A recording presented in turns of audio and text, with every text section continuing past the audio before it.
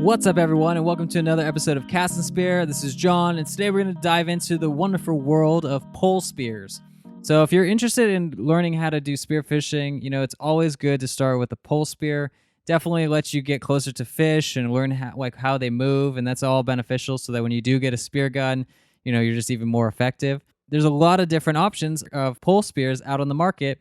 And the one that I recommend that you do not get is the one that's most common. If you go to a dive shop, you'll see the big yellow ones. They're the fiberglass pole spears. They're usually one piece, and they're just not great. They're cheap, and that's usually why people get them, but they won't last you the long term, and they're not, the most accurate. I would recommend spending a few more dollars and, getting something of quality.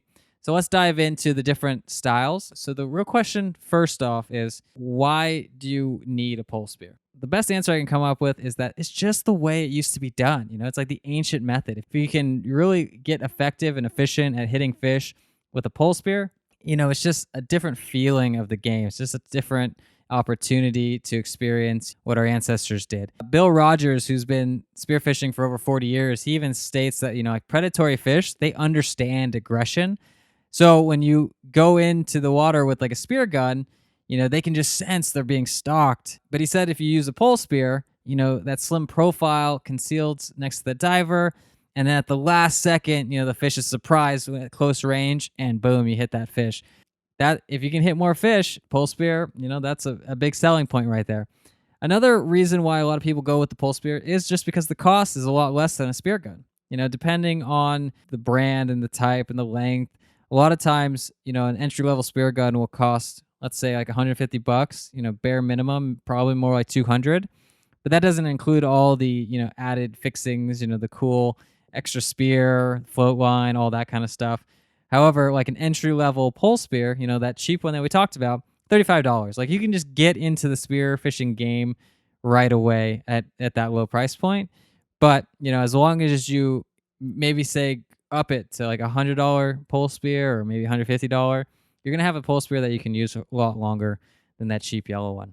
The nice thing about pole spears is that they are just so simple to use. As long as you have a decent arm strength to be able to pull that band, you're pretty much, that's the hardest part, is being able to hold the pole spear in your hand with a good grip and, focusing on everything else you need to do to get close to the fish. But they do, some pole spears come with these cool things called like a G-string or an S-clip. So if you can just load up that band to one of these clips, it will hold that band in place. So it's not your arm strength holding it in place until you're ready to fire. Then you just remove that clip and then you aim and shoot. That's a really nice benefit, especially if you're, getting started and you're going to be out for a couple hours. Your arm is probably going to take a beating until you build up that strength. So look at getting one of those, G-strings or S-clips.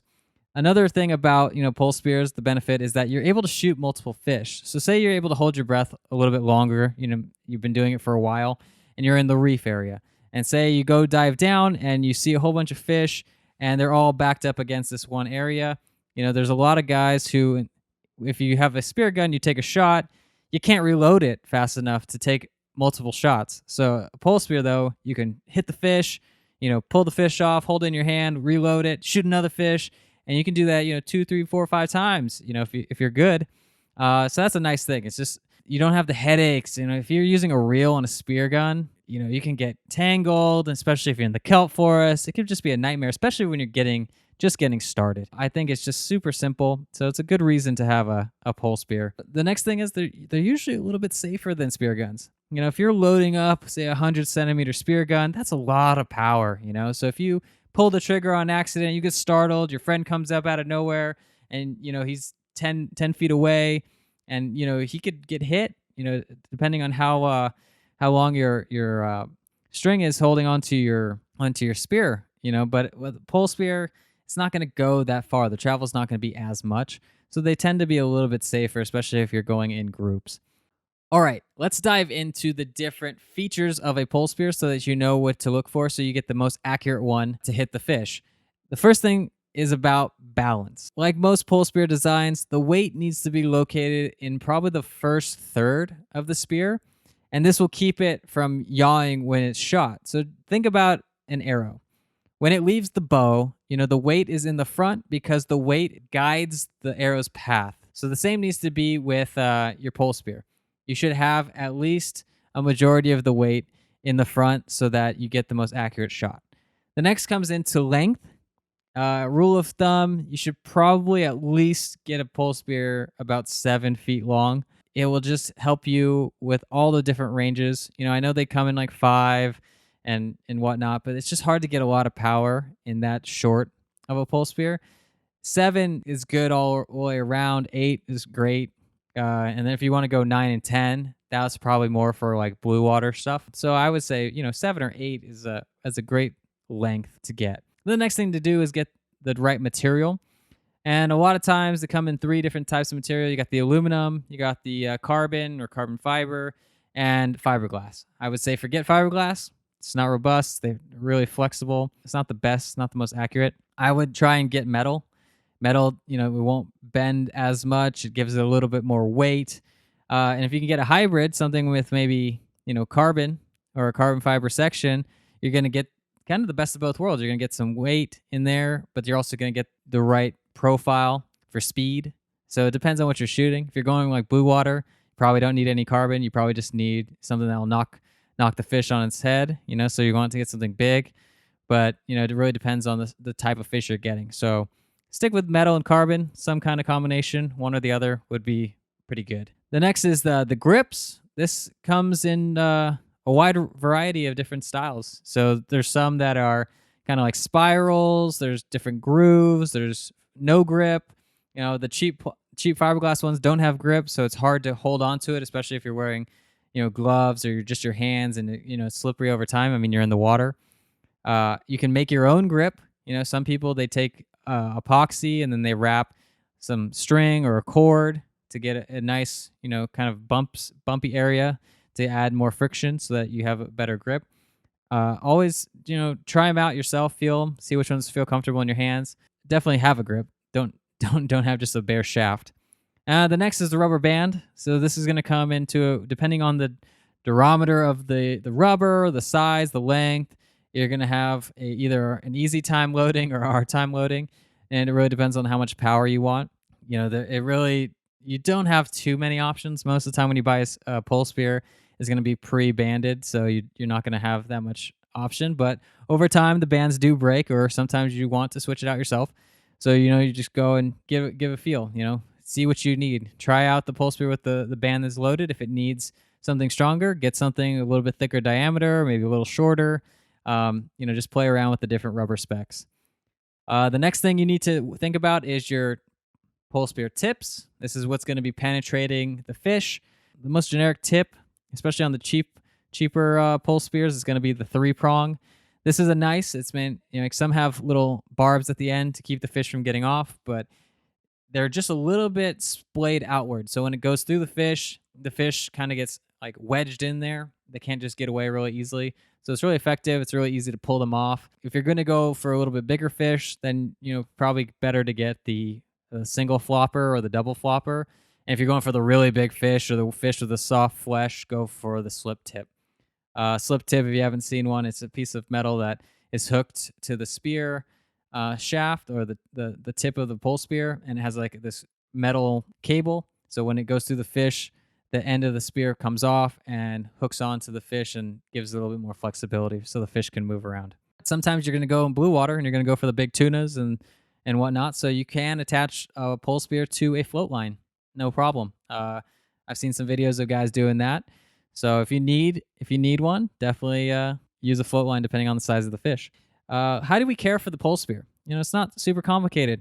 Pole spear is simple in design, so it's going to be simple in care. The biggest thing to worry about is the rubber band. Make sure you keep it out of the sun, out of the hot car. You rinse it. The tips, sometimes they are going to get, if you're going to be in the reefs, they're going to get dull because you're going to hit the rocks. So make sure you have the ability to use a metal file and file them back to being sharp again. Depending on if it's a multi-part pole spear, because some pole spears are single, some are double, some are triples, like different sections. I recommend double or triple. It just gives it a little bit more rigidity in your pole spear, but sometimes those fasteners can be corroded over time. So make sure you unscrew them from time to time and clean them out, and don't let them, get any kind of corrosion built up in there. So let's talk about the pole spear buyer's checklist. Make sure you can run through everything you need to know. Get a pole spear that's at least 2 pieces. I know we just talked about that, so just get that extra rigidity. It's going to help you in the long run, especially when you load up that pole spear. Opt for aluminum or carbon fiber instead of fiberglass. I recommend at least 7 feet. Do your best not to hit rocks or reef at full power. If you're going for a fish, you have the ability to to dictate how much power based on where you pull the band and hold on to the pole spear and let go. If you're using carbon fiber, also be very careful when pulling the spear with force, because it can actually break if, say, you hit a fish and it's running in one direction and you pull really hard to try and stop it or steer it in a different direction. It can bend and it can break. A lot easier than aluminum. Then you got to think about just replacing the rubber and the tips when necessary, and disassemble and rinse with fresh water after every use, and store away outside of any hot areas and out of direct sunlight. All right, so we have a whole bunch of options on the site. If you want to kind of dive deeper into the different ones that we recommend, definitely go to Cast and Spear /best-pole-spears, and you can check them out. I recommend trying out a few of them. Definitely see which one fits best for you.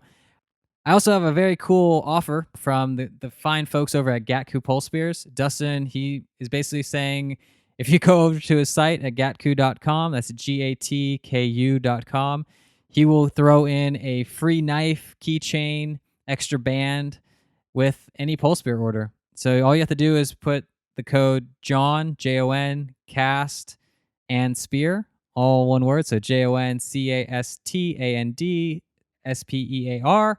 So John, Cast, and Spear, and you can get that cool gift. Thanks, Dustin, over there at Gatku. So I hope this was helpful. If you have any questions or comments, definitely let me know on the site. Just leave them in the comments. And if I missed a pole spear that you think I should check out, definitely let me know, and I'll definitely do my best to go get my hands on it and shoot a couple fish and see how it worked. But until next time, keep those lines tight and enjoy the rest of your day. Cheers.